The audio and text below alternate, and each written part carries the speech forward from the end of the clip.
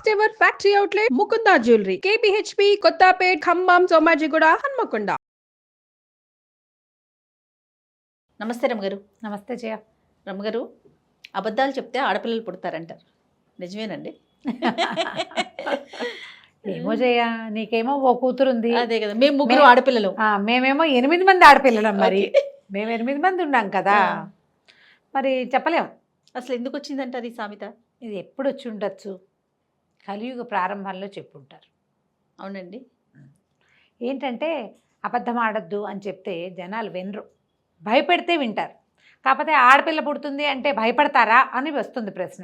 ఆ రోజుల్లో పరిస్థితులా? ఏ రోజుల్లో అయినా కూడా ఏంటంటే మనకి సాధారణంగా వంశాభివృద్ధి, గోత్రాభివృద్ధి, మగపిల్లలతో కులవృద్ధి. కులం అంటే ఇప్పుడు మనం చెప్పుకునేది కాదు, వంశం.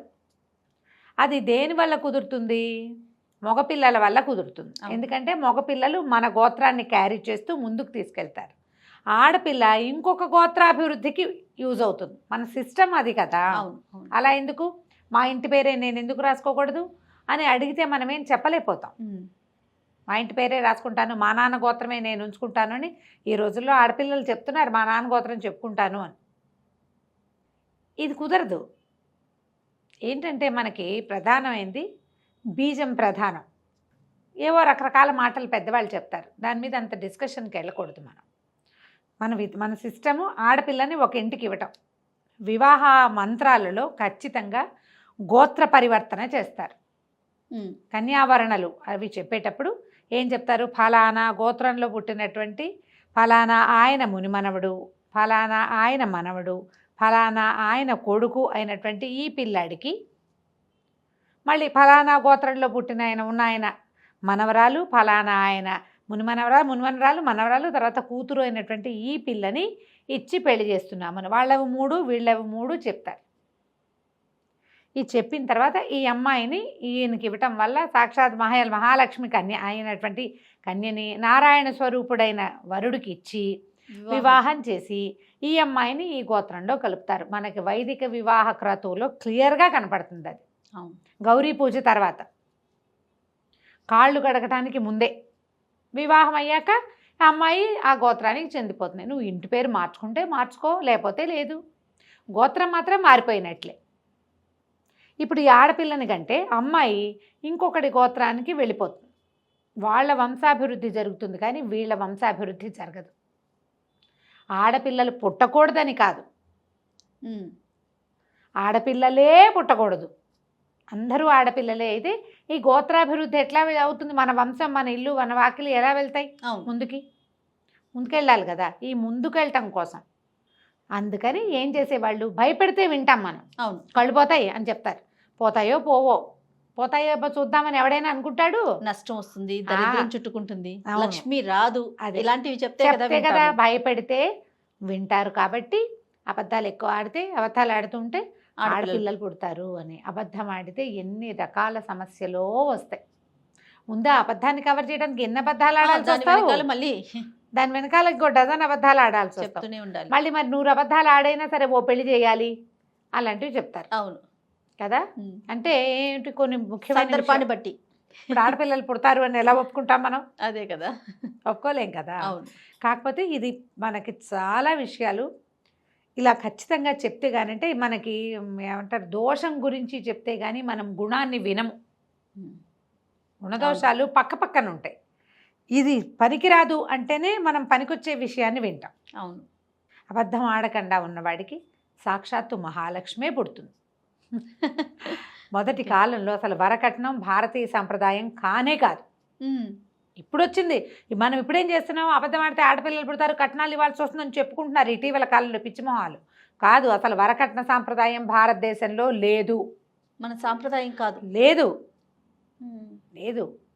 కన్యని ఇప్పుడు మగవాడికి పెళ్ళెంత, ఆడపిల్లకి పెళ్ళెంత అవసరమో, కన్యాదాతకి పిల్లకి పెళ్లి చేయాల్సిన అవసరం ఎంత తీవ్రంగా ఉందో మగవాడికి కూడా పెళ్ళి అవసరం అంతే తీవ్రంగా ఉంటుంది కదా. మీ మ్యూచువల్గా జరిగేవి. మనం ఎన్ని పురాణ గాథలు చెప్పుకున్నాం జయ. ఎక్కడికో వెళ్ళారు, అక్కడున్న అమ్మాయిని వివాహం చేసుకుని తెచ్చుకున్నారు. అప్పుడు ఏం కట్న కానుకలు ఇచ్చుకుని ఉంటుంటారు? జటావల్కలాలు ధరించి ఎక్కడికో వెళ్తున్న ఋషిగారు కూడా ఫలానా ఋష్యాశ్రమంలో ఆగి ఆ పిల్ల బాగుందని తెచ్చుకున్నారు. దుష్యంత మహారాజు శకుంతలని పెళ్లి చేసుకున్నాడు. ఈయనేమిచ్చాడు, వాళ్ళ నాన్నేమిచ్చాడు ఈయనకి? అవునా? వాళ్ళు మనసులో నచ్చి పెళ్లి చేసుకోవటమే కదా రమ్మగారు. అంతే, మనసులు నచ్చి లేదా తండ్రులు నచ్చి. అబ్బాయి బాగుంటే బాబు మా పిల్లనిచ్చి నీకు పెళ్లి చేస్తానండి. ఇప్పట్లాగా ఇంతంత గొడవలా ఇంతంత ఇవే ఎందుకు? 100-200 ఏళ్ల క్రితం కూడా మనకేం వరకట్నం లేదు. అంతకుముందు కన్యాశుల్కం ఒక పిచ్చి సాంప్రదాయం, ఆడపిల్లల్ని కొనుక్కోవటం ఉండేది. అది తప్పుడే, అది తప్పు, అది కరెక్ట్ అని అనడానికి వీల్లేదు. ఇవేవి భారతదేశ సాంప్రదాయాలు కావు. ఏమైనా ఇవ్వాలి, ఇవన్నీ కూడా ఉన్నవాళ్ళు ఇచ్చేవాళ్ళు, లేని వాళ్ళు లేదు. అసలు కొన్ని కథల్లో అయితే పెళ్లి చేసి పేలపిండి కట్టించారట సారికి. పేలపిండి అంటే ఏమిటమ్మా, ఎంత కేవలమైంది. అంతే, సత్తుపిండి ఇచ్చారు, ఏమీ లేదు ఇంట్లో. అంత పేదవాళ్ళ పిల్లలు కూడా చేసుకునేవారు. మన సంసారాన్ని ఉద్ధరించడానికి ఓ స్త్రీ అవసరం. మీరు అన్నట్లుగా పెళ్లి అనేది ఇద్దరికి కావాలి కదా రమ్మగారు. అమ్మాయికి కావాలి, ఇటు అబ్బాయికి కావాలి. అబ్బాయి దగ్గర ఆస్తిపాస్తి ఏమున్నాయి అని చూసేది లేదు. ఆ ఆడపిల్ల నుంచి మనకేమొస్తుందని వీళ్ళు అనుకునేది కూడా లేదు. అంతే అంతే, కరెక్ట్ అండి. వంశాలు గోత్రాలు చూసుకునేవాళ్ళు కొంతకాలం తర్వాత. పూర్వకాలంలో లేదు కదా, అవేమీ లేవు సిద్ధాంతాలు. ఇప్పుడు ఆడపిల్ల పుడితే కష్టమని నిష్ఠూరమని ఆనాడు అనుకోలేదు. మగపిల్లలు పుట్టకుండా అవుతారు అన్న భావన కోసం చెప్పబడింది. వంశాభివృద్ధి కావాలి, ఆడపిల్లలతో అవదంటే అవదు. మన సిస్టమ్ అది కాదు కాబట్టి ఈ మాటలు పుట్టినాయి. అన్నిటికీ అంతే జయ. ఇలాంటి ఏ నోటి మాట నువ్వు తీసుకున్నా కూడా సామెతలన్నీ కూడా అవును. ఇప్పుడు నేను అదే చెప్తాను, ఆడపిల్లలు అబద్ధాలు ఆడితే ఆడపిల్లలు పుడతారని చెప్పిన శాస్త్రం ప్రకారమే, శాస్త్రంలోనే 100 అబద్ధాలు ఆడైనా ఓ పెళ్లి చేయమన్నారు. అవును. మళ్ళీ ఇంకా చెప్పారు, వారిజాక్షులందు వైవాహికములందు బొంకవచ్చు కానీ గొంకలేదు అని అల్లటి తీసుకో. వారిజాక్షుల యందు వైవాహికముల యందు స్త్రీల విషయంలోనూ పెళ్ళిళ్ళప్పుడు అబద్ధాలు ఆడచ్చు, బొంకచ్చు ఏదో.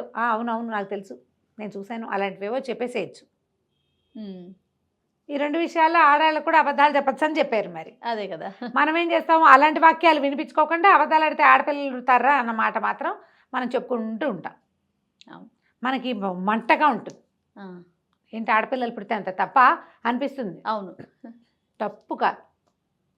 పైగా తర్వాత కాలంలో ఏమైంది, ఆడపిల్లల పెళ్లి చేయటం ఒక సమస్య కింద తయారైంది. వరకట్నం వల్ల పిల్లలు పెళ్ళిళ్ళు చేయలేకపోవటం. అవును. మగవాళ్ళు వాడికి పెళ్ళి అవసరం, వాడికి అన్నీ కావాలి. ఏమిటో ఆడపిల్లల మీద చాయిస్లు, కట్నం ఇవ్వాలి, అది ఇవ్వాలి, ఇది ఇవ్వాలి, అవేవో వస్తువులు ఇవ్వాలి, ఇవ్వాలి.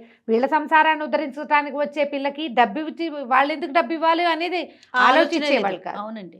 ఇప్పుడు అమ్మాయికి నేను అన్నం పెట్టాలిగా, నీళ్ళు ఇవ్వాలి కదా అంటే మరి నీ ఇంట్లో పనిచేసేదానికి ఇవ్వవా? కాపురం చేసేదానికి చూడవా? నువ్వు పిల్ల చెల్లా కలగాల, ఆ పిల్లల్ని చూడాలా, మీ అమ్మా నాన్నని చూడాలా, అసలు ఆలోచనే లేదు. ఆలోచించకుండా కొన్ని తరాల వెంబడి వరకట్న దురాచారానికి బలైపోయాం. ఇచ్చేవాళ్ళు ఆలోచించలే, పుచ్చుకునేవాళ్ళు ఆలోచించలే. ఎట్లా కొట్లా ఆడపిల్ల పెళ్లి చేసి పంపించడం అన్నదే చూశారు తల్లి. మరేం చేస్తారు? పైగా అప్పుడు సిస్టమ్ ఏంటంటే కొంచెం చిన్నపిల్లలకి పెళ్లి చేయాలి. వయసు ముదిరితే పిల్లలకి పెళ్ళిళ్ళు అయ్యేవి కాదు, రకరకాల మాటలు పుట్టేవి. అంతకుముందు ఏంటంటే అసలు మెచ్యూర్ కాకుండా పెళ్లిళ్ళు చేసిన సంప్రదాయం కూడా ఉండేది కదా. అవును అవును. అష్టవర్షాత్ భవేత్ కన్య 8 ఏళ్లకే పెళ్ళి, అప్పుడు ఇచ్చేవాళ్ళు కట్నాలు. ఇదంతా ఏమిటంటే మన సమాజంలో వచ్చినటువంటి విపరీత పోకడ్ల వల్ల సాధారణ వాక్యాలు కూడా విపరీత వాక్యాలుగా పరిణమించేసాయి. అంతే. దాని మీద ఏం పెద్ద ఆలోచించకండమ్మా. అవసరానికి అబద్ధాలు ఆడతాం, మనుషులం మనం. అబద్ధాలు ఆడితే ఆడపిల్లలు పుడతారేమని భయపడకండి. ఆడపిల్లలు పుట్టేది అబద్ధాల వల్ల నిజాల వల్ల కాదు, క్రోమోజోమ్స్ తోటి పుడతారు. ఆడపిల్లలో మగపిల్లలో నిర్ధారించబడేది కేవలం మగవాళ్ల వల్లే అది జరిగేది. అంతే. స్త్రీలకు అందులో ఎటువంటి సంబంధము లేదు. కేవలం మగవాళ్ళతోటే ఇది ఆడపిల్లల మగపిల్లల అనేది వాళ్ళ యొక్క దాని మీదే ఆధారపడి ఉంటుంది తప్ప ఆడాళ్ళకి ఏ సంబంధము లేదు. మన కర్మ ఏంటంటే క్రమంగా స్త్రీకి స్త్రీయే శత్రువైపోయి ఆడపిల్ల నాయనమ్మలకి అత్తగారులు ఎవరికి ఆడపిల్లలు పనికిరారు, ఆడపిల్లలు పుడితే పనికిరారు, ఇలాంటి పిచ్చి ధోరణి వచ్చి. అవును. పైగా ఏంటంటే ఇదివరకట్లాగా అన్నాళ్ళకంది ఎప్పుడో ఒకటికి మగపిల్లాడు పుట్టపోతాడా అని చూసేవాళ్ళు. ఇప్పుడు మనం 1-2 చూస్తున్నాం, ఆ రెండిట్లో వల్ల ఒకటి మొగది కావాల్సిందే అన్న పిచ్చ. ఈ పిచ్చిలతోటి ఇక ఏం చేస్తాం? అందుకని ఇవన్నీ ప్రబలనాయి తప్ప ఇలాంటి విపరీతపు ధోరణి ఆలోచనల్లోంచి బయటకు వచ్చేయండి. అక్కర్లేదు, ఇవేమి ఆలోచించక్కర్లే. ప్రస్తుత సమాజం అలాంటిది కానే కాదు. రైట్. నమస్తే రమ్మగారు. నమస్తే.